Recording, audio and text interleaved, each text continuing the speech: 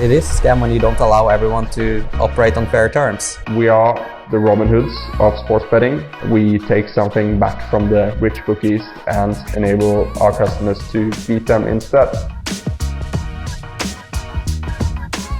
G'day everyone, welcome to the UFC 270 live betting show on Punt School, and later I will post this on Trademate YouTube and also the Trademate podcast channel too. So welcome along if you're just listening or watching from there too later on.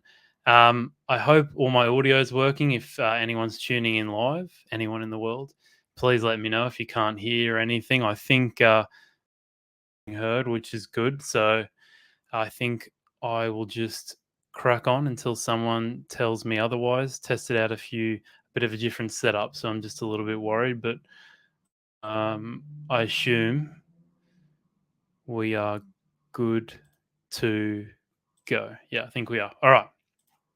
So for those who don't know me, once again, Alex Vella, I run the MMA Punt School subscription service. So all the bets that are sent there for the UFC are all run by me. So probably the last time I'll introduce myself now. It's been 2 weeks now. So you guys, I don't need to introduce myself anymore, I don't think.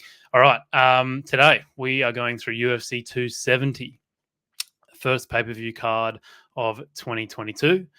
And it's a big one. Massive title fight here. Heavyweight title fight between Francis Ngannou and Ciryl Gane. So we'll obviously be going through that. That'll be the last fight we'll go through. We've also got the flyweight title fight, number 3, between Brandon Moreno and Deiveson Figueiredo. And then we'll go through the rest of the main card. So we've got Michel Pereira versus Andre Fialho. I believe this will be the main card. I could have this wrong. They haven't published a set lineup yet. Also, Cody Stamann versus Nurmagomedov. Rodolfo Vieira and Wellington Turman. And then I'll also go through Ilia Topuria versus Charles Jourdain. I assume at least 5 of those fights are probably going to be on the main card. Maybe Barcelos and Henry too, but as I said before, it's unknown in terms of the bout order at the moment. But let's get into it. First one I wanted to go through today was Rodolfo Vieira and Wellington Turman. So, obviously, Rodolfo Vieira is known as a master in jiu-jitsu. He's one of the best jiu-jitsu practitioners in the world. He's won world titles all over the place. He's an absolute freak on the ground. But as we've seen, he does have vulnerabilities when it comes to mixed martial arts. When you mix in the striking, the wrestling, 3 5-minute rounds, etc., etc. I think on the feet, this bout is actually quite even. I think most people would just assume Turman's better because Vieira is just known for his grappling, but I actually think it's quite even. Vieira's, I would say, he's more technical, but very basic. Just throws out a jab, very powerful jab at that because he's quite muscular, and he's probably got a big size difference in this fight. Also, Turman doesn't look like a huge middleweight, so he is very basic, but it's reasonably effective to what he's trying to do, which is to get you down. Turman, on the other hand, is a little bit more wild. Not too wild, but he mostly just has a bigger array of strikes. So he's at least a lot more unpredictable than Vieira, and he'll have Vieira on his toes at least. But we saw in that fight Vieira and Stoltzfus. He dealt with Stoltzfus striking pretty well, even though Stoltzfus isn't too flush, I don't think. Either of them could finish it on the feet. I could see Turman land something wild. Vieira's been rocked a couple of times in his career on the feet. And Vieira has enough power to rock someone, and Turman's been finished multiple times. So don't be surprised if this never even gets to the floor. I think the big thing here is, and this is where it gets really interesting, is that Turman's never been taken down. And I know this is probably the hardest takedown artist or wrestler he's gonna, or best wrestling he's gonna face in his career. But I still think Vieira may struggle to get Turman down, or at least I think he'll struggle a bit more than normal. I mean, even in that Stoltzfus fight, he did get Stoltzfus down, but he popped up pretty quickly a couple of times. So I think the main thing here is Turman's going to make him work big time for these takedowns, and on the ground too. He's obviously outmatched Turman, but he's decent. I mean, it's arguably his best asset is his ground game, his grappling. I just think if he can defend any submission attempts that Vieira gets off, if Vieira can get him to the ground, he has quite an active guard. He's not shy to try a few things. The big thing here is he's going to be able to make Rodolfo work. So if he can avoid the early submission and get into the second round, I mean, even against Hernandez, you saw, even if he just gets to on his feet with 1 minute to go in the round, it's dangerous. So, yeah, the main thing here is that I think Turman can make Rodolfo work. If he cannot get that early submission, I think Vieira is a possibility to gas like he did in that Hernandez fight. It's a possibility. And for those who haven't seen the fight, the Vieira gas, the gas was just, there was zero left. It was one of the most incredible things you'll ever see. With only 4 minutes into the fight, I don't think I've ever seen someone be that exhausted after only 4 minutes of fighting. And he was, wrestling and grappling the whole time. So Hernandez was just smart enough to avoid those submission attempts. So I think when you take everything into consideration, that it's quite even on the feet, Vieira may not be able to get Turman down. And if he can't get Turman down, and if he keeps trying to get Turman down, and, even if Turman does get taken down and it's, working, you could just see the most extraordinary, you could see him gas again, basically. So I think with all of this taken into consideration, unluckily, I wasn't able to get to this stream until Thursday, but for those who subscribe to my service, I did recommend Turman at 3.5 or 3.25, whatever he was earlier in the week. But now he is on Top Sport. He has moved into 2.58. So I wouldn't be taking 2.58 personally. I'm not just backing Vieira at 1.49 doesn't really interest me all that much. I'd also be looking at the submission prop, maybe getting a little bit, I assume you get a lot better odds on that. But for me, just in this market in general, I'd be happy to take Wellington Turman 3 and above, definitely.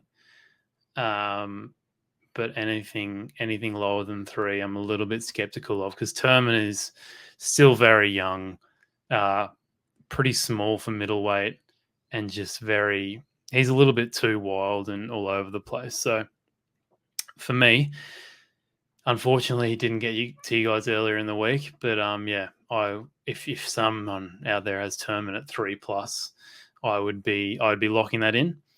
Props wise, I haven't. Obviously, Top Sport haven't got any props out here. I can't really remember the prices that you may be able to get elsewhere. But, let's just leave. I don't want to speculate. All right, let's move to the main card now, and we'll talk about Charles Jourdain and Ilia Topuria. I will just remove this from my screen. All right, so Topuria, up and comer. I'm not sure how old he is. Very young, at least. He is 24 years old. So, very early in his fighting career. But I mean, he's been a professional for nearly 10 years now. I heard in an interview today with Ariel Helwani that he left school at 15. So he's been a professional for 9 years, which is crazy to think. So, might be young, but he's got a lot of years under his belt of full-time training. And this guy could go all the way to the top in the next couple of years. So unfortunately for Jourdain, he's basically outmatched in every single area here. I would say Topuria especially has a huge advantage in the wrestling and the grappling. If he wants to keep the fight standing, he's probably more technical, or I would say he's definitely more technical and more efficient. But I just think he would be a little bit careless.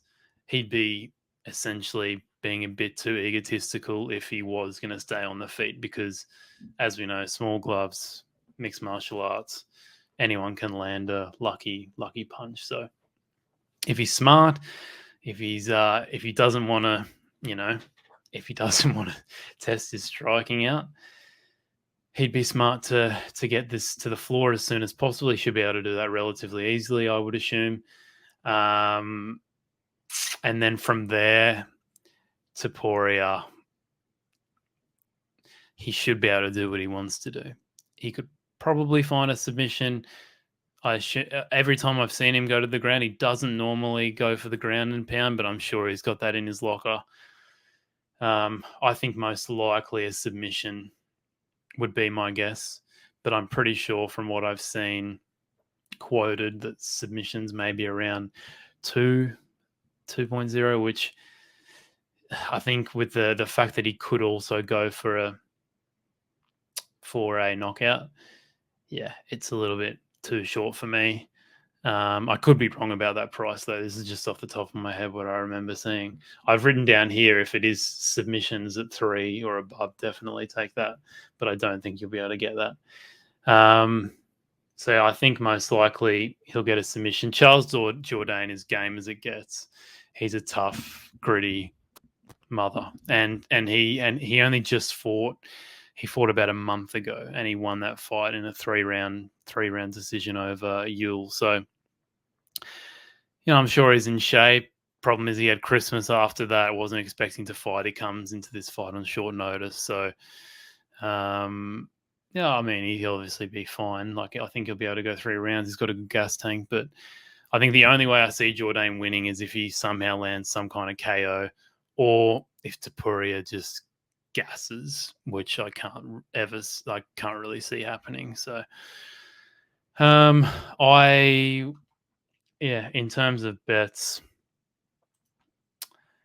you've got Topuria at 115 here, Jourdain at 5.5. I wrote down earlier this week that Charles Jourdain was at 5s. Then I thought that was too short for him.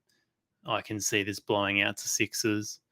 So, yeah, those who want to take Topuria in at relatively small odds, I think I wouldn't do it personally, just because he's still quite young. But if I was pricing this up, I'd have Jourdain at 6s personally. I think his chances of winning are basically centered around a lucky knockout. Anyway, should be a cracker either way. Anyway, let's go to the next fight. Cody Stamann and Saeed Nurmagomedov. Striker versus wrestler encounter here. Cody being the wrestler, Saeed being the striker. Not saying that neither of them can do the other mixed martial art, the other martial art. But I would say, for me, it's hard to get a good read on Saeed's wrestling. I guess you can kind of make an assumption here that Saeed, with his last name, Nurmagomedov, although he's not related to Khabib, that, being from Dagestan, and, I'm sure you can say with very, very much assurance, although it's a complete guess, that he's probably done a lot of wrestling in his time. He's probably fought all the, tough Dagestani wrestlers. So you would think his wrestling is good enough to defend most of Stamann's takedowns. What I will say, though, is when he has been taken down, and he's taken down a couple of times by Barcelos, it was mostly because of his spinning attacks and just mistiming not mistiming, but I mean, he just got red basically, and Barcelos got to his back and took him down. So, his takedown defense is obviously not amazing, but I think it will be good enough. It's just a logical guess. I think it will be good enough to fend off most of Stamann's attacks. I mean, Stamann's a very good wrestler. Just point that out. He was taken down a lot by Merab, but I mean, that's Merab, and I'm pretty sure he got Merab down once or twice. So he's very good. He's a very good wrestler. But I think Saeed, as long as he keeps things a little bit tighter with his striking, he spins, just watching that Barcelos fight, I think he just spins a little too much. If he just becomes a little less predictable with the spinning attacks, pulls it out of there. He's one of the best spinning attackers I've ever seen. Like, most people try it just out of desperation, but he it's a legitimate attack for him. But I still think he should use it a little less. So yeah, I think if he keeps it a bit tighter, he should avoid most of the takedowns from Cody. And on the feet, I mean, Stamann, I don't really rate him all that much. He's pretty he's reasonably technical, but he's very lungy. You can tell that he's just going for that one big strike, and he's really just trying to set up a takedown mostly. He's not. I don't think he's got any finishes in the UFC with his any KO finishes or anything like that. So you can tell that he's not really that amazing on the feet. So I think Nurmagomedov should be able to piece him up there, and there's a decent chance he could get a finish too. I think Stamann's only been finished once, and that was via, I think it was a knee bar versus Sterling. So he's tough to finish. He's got a decent chin, but I could see Nurmagomedov finishing him, especially if he's a bit tired from trying lots of takedowns. Maybe you could time something on the way in. Saeed could. But yeah, let me just see if I've got anything else on this. I mean, yeah, I've said it kind of over and over that I think Saeed will be able to defend most of the takedowns, but I think even if he does get him down, he's got decent timing too, Cody. So I think even if he does get him down, Saeed, I think he's good enough to get back to his feet too.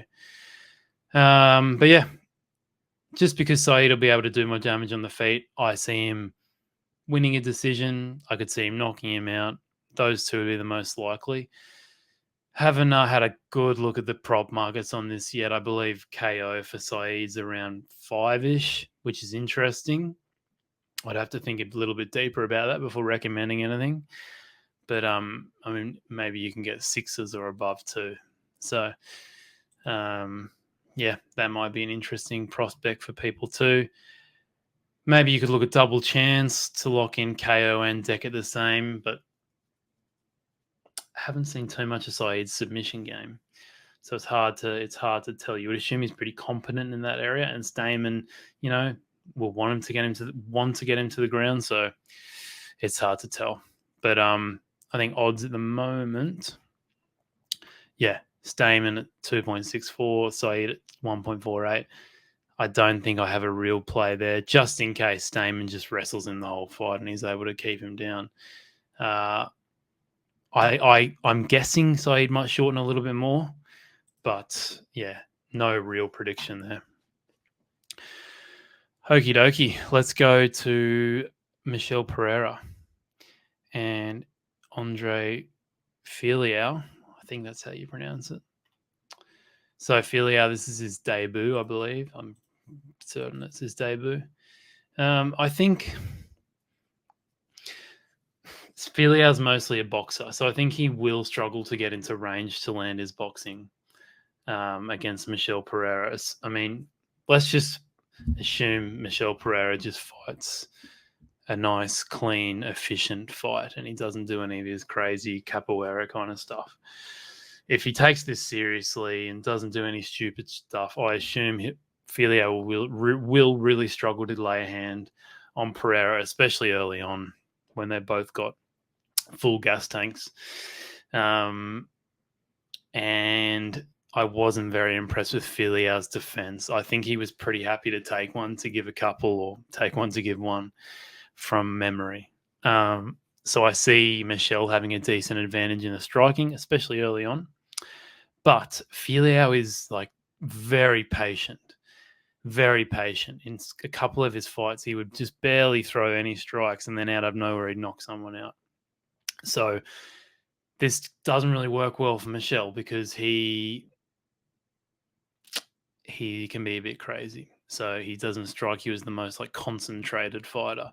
So Michel does have to stay switch on a lot of the time because Fialho's got some decent power and he's very patient. He's happy to lose the first round and a half to land that one strike at the end of the second, or et cetera, et cetera. Michel does have a good chin though. He rarely gets slept. So other than that, what's it called? Todorovic fight, which looked very weird. It looked very fixed. But anyway, we'll move past that. I can't see Fialho being able to take Pereira down. I mean, I'm almost certain he wouldn't be able to take him down unless he's got no gas left. Maybe Pereira will try some takedowns. I think he would be able to take him down. But as I've said before, Michel's gas tank is not very good. And when he got Price, when he grappled with Price for a couple of minutes in the second round of his last fight, when he came back to the striking, he looked gone, and he'd barely done anything. It was pretty remarkable. So I'm assuming Pereira has a great gas tank for striking, at least a decent one if he stays on the feet for 3 rounds. But once he starts grappling, it's not too flash. So if I was Pereira, I'd probably just try keeping on the feet and maybe mix in one takedown. But yeah, I think overall Pereira has a decent winning inside the distance. Because Andre's gas tank is not very good either. I mean, there were some fights where he was absolutely cooked in come the 3rd round. And yeah, he's pretty easy to hit too. So I think Michel to win inside the distance is actually reasonable chance of happening. I'm not too sure what the odds are there. I cannot really remember. I think they might be around 2 or 2.2, which seems a little bit low maybe. But looking at the odds here, 3.4 for Fialho, Pereira 1.3. See, I would back Pereira 1.31 if I knew he was going to be very smart, keep him on the outside, mix in a takedown here and there just to leave him a little bit more unpredictable. But 1.31 for Pereira is very it's risky. If he gets the blows out to 1.5, I'd definitely bet that. But I don't really see that happening. Maybe you can get 1.4 somewhere later, but yeah, for me, it's another one to stay out of. I've actually, in terms of betting, I think the last 2 fights are the more interesting ones in terms of plays. So let's move along. Have a drink first.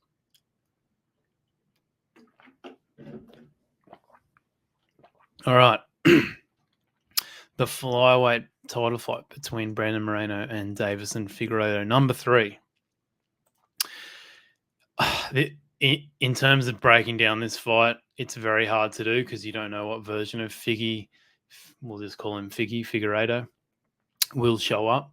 But I think the fight just hinges on what version of Figueiredo shows up. If you get the Figueiredo from the first fight, aggressive, went 5 rounds, in good shape, didn't have any problems with his weight, or at least he didn't have any problems getting on the scales. Aggressive, confident, etc. I think he most likely wins this fight, or at least it makes it more of a pick'em fight.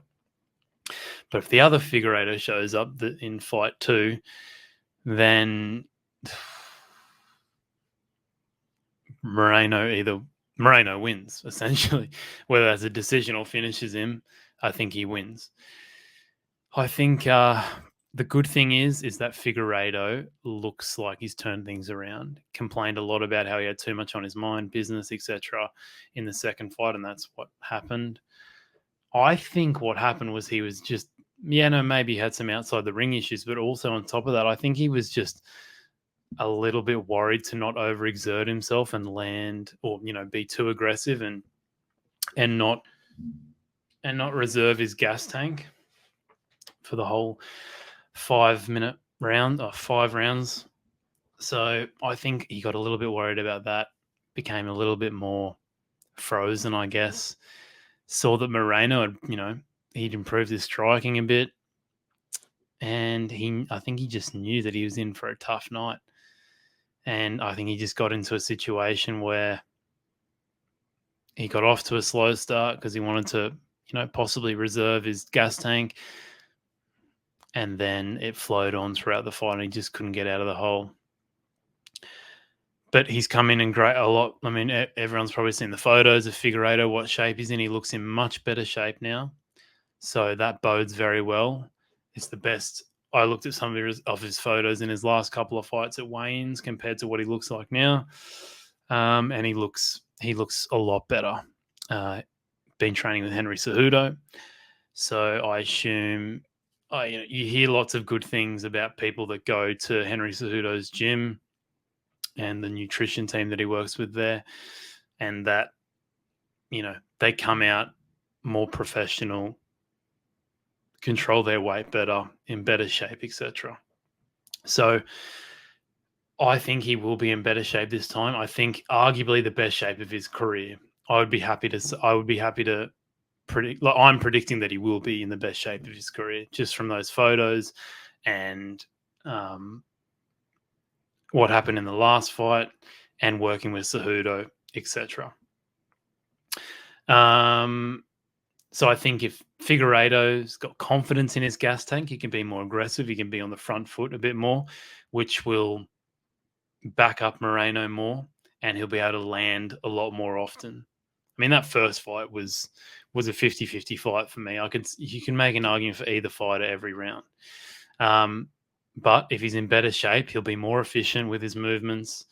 And I also think the fact that he knows Moreno's got a very good chin and he can take a lot of punishment, he might take a little bit less off his punches and not waste his energy and look for more of a decision victory path, or at least go for more volume over power.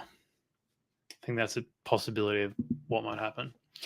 So he basically needs to find that balance in aggressiveness between the first and the second fight, probably more towards the first fight. But I think if he thinks volume, maybe take that Holloway kind of approach to the fight where he doesn't put everything into every punch. Even like Colby Covington, someone like that too. They don't throw 100% on every punch. They throw somewhere around 50 to 80%, and more look for volume over that one big shot that's going to knock your lights out. I think that would be effective over Moreno. And he'll be able to do that if he is in better shape. I assume his takedown defense will be better, working with Cejudo. So that's a good thing. Moreno got him down a couple of times in both of the fights, the first and second fight. So that's somewhere he needs to improve his takedown defense. And I assume it will be better working with an Olympic wrestler, Cejudo. Obviously, Moreno should be favourite after what happened in the second fight and what happened in the first fight. And also because we know what Moreno is going to rock up like. It's obvious that he's going to come in, should be coming in in great shape. He can take a punch. He's got a decent jab, as he showed in that second fight. Can mix it up well. Good wrestling, good on the ground. The way he got that rear naked choke was beautiful. So we know what we're getting with Moreno. And if he's allowed to march forward like he did in the first fight, he'll beat Figueiredo. There's no doubt about it. But in saying all of that, the thing to worry about Moreno too is he's now the champ. More media commitments. I I guess, more pressure. He doesn't seem like the kind of person that would let it all get to his head and go a bit crazy, but you never know. You absolutely never know.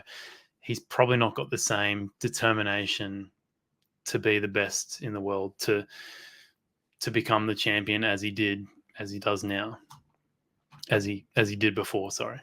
So that's a very interesting thing to look at. I like, if there's one bet I can give you a top sport right now, I would say Figueiredo at 243. I think it's value for me. I'm kind of just predicting that he's going to come in really good shape and put in a much better showing than, more towards that first fight. And that first fight was a pick'em, but the judges actually had it scored for Figueiredo if he didn't get deducted a point for, I can't remember, was it for a groin strike or an eye poke? I can't really remember. Maybe a groin strike. So, yeah, if Figueiredo is in the best shape of his career, I know there's a lot of ifs, and that's why the odds are the way they are right now. If he is in the best shape of his career, then I think Figueiredo should be closer to 2.0. So it's a big edge. If he comes in the best shape of his career, he can arguably be favourite too. But all these unknowns, that's why the odds the way they are right now. But for me, I'll most likely be looking to back Figueiredo probably before Saturday morning Australian time, because that's when the weigh-ins are, I believe. And I think once people see if Figueiredo weighs in nicely, looks good, etc., I think you'll see his odds come down. I think. So, yeah, in saying all of that, that would be my bet for this week. One that I'm happy to give out. Figueiredo at 2.43 top sport's good. All right. That took me a long time to get through that. The main event, though, heavyweight title fight. What a cracker this is going to be. Francis Ngannou and Ciryl Gane. Should stay on the feet for the most part. I doubt Gane will do too much grappling. Maybe he'll look to push Ngannou up against the fence, but I don't think he will, just because Ngannou, especially early in the fight, he's as strong as it gets. He could very much, just through sheer strength, turn Gane around and land some big shots on him up against the fence. So I think if Gane is going to use his grappling, it will be later in the fight if it goes that far.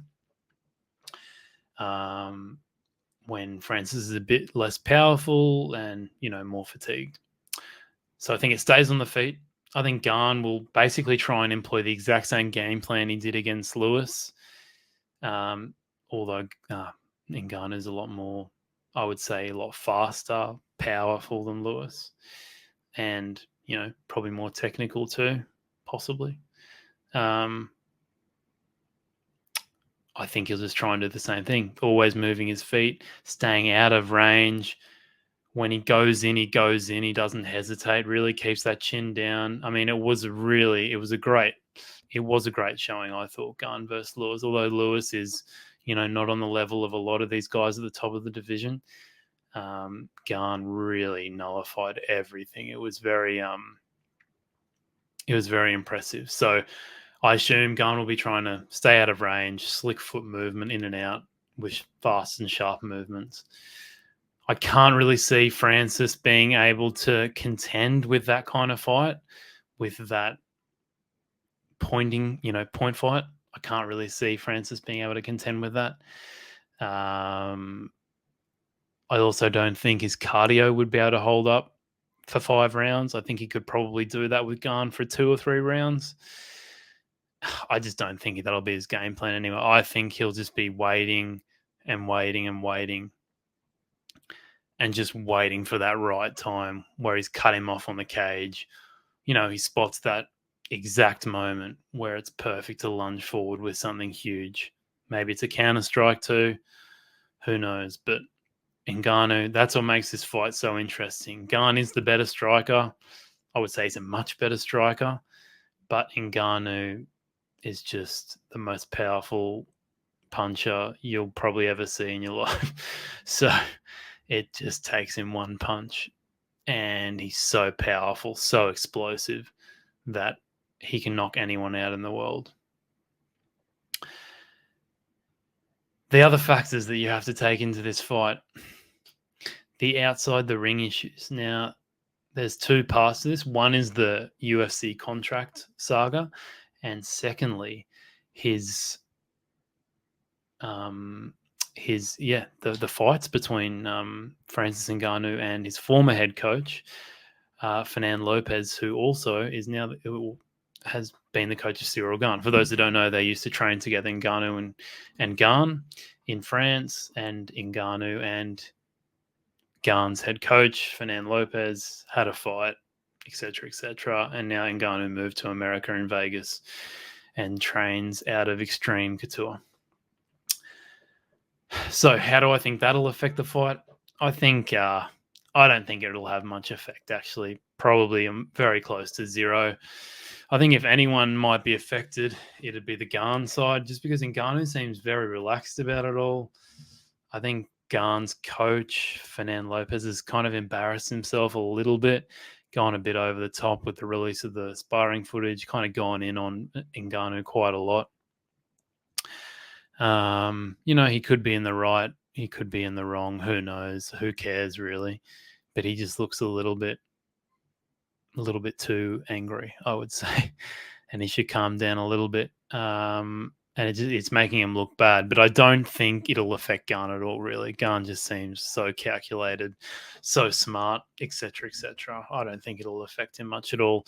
And Francis seems to be very nonchalant about it, like very mature about it, really.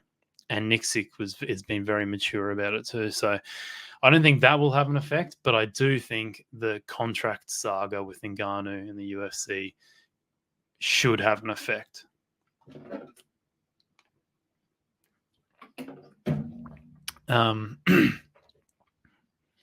So this is the last fight on Ngannou's contract.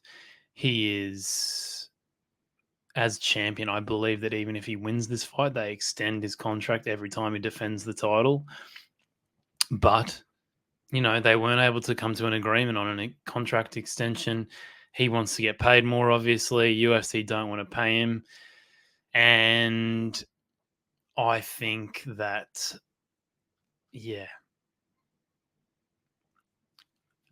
it should affect him, because you shouldn't even be thinking about the fact that he's probably going to be thinking about this, even if he's not thinking about it whilst he's fighting, even in this week leading up thinking about it.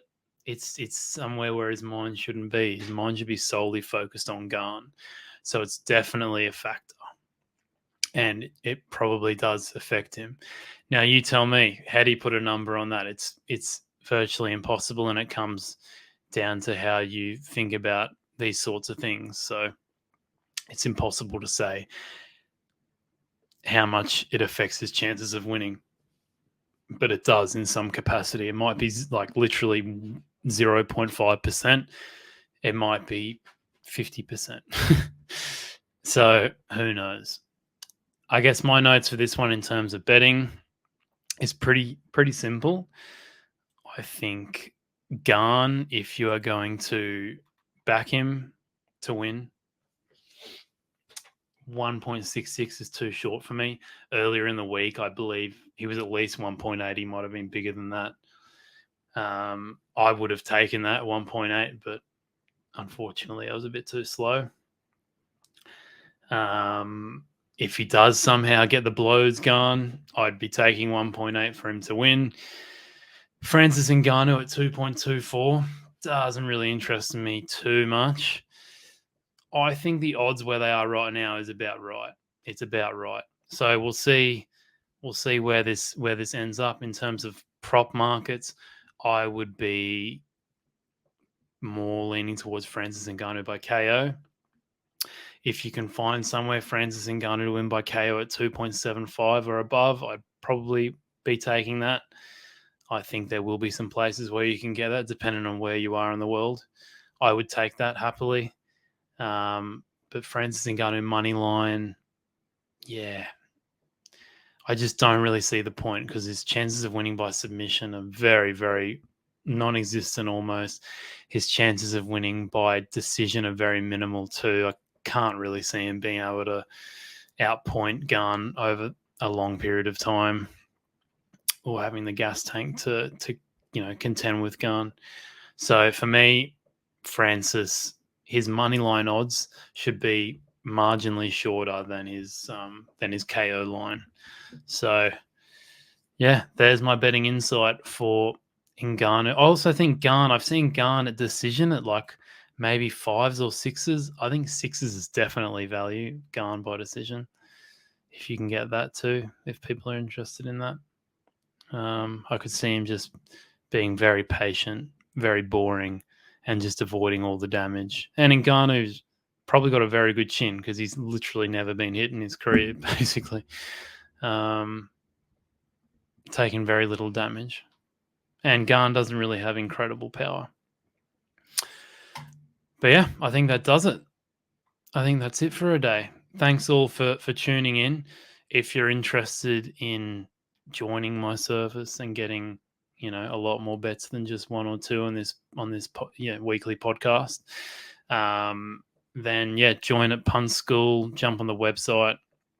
If you want to see my results, head over to my website at vellabetting.com, VELLA betting.com. You see my MMA results there. Ask me any questions on Twitter, wherever. Email me, don't mind if you want to ask any questions about the service. But yeah, thanks everyone for tuning in. Should be a cracker night of fights. Wherever you're watching, Pun School or Trademate, like, subscribe, do all the good stuff.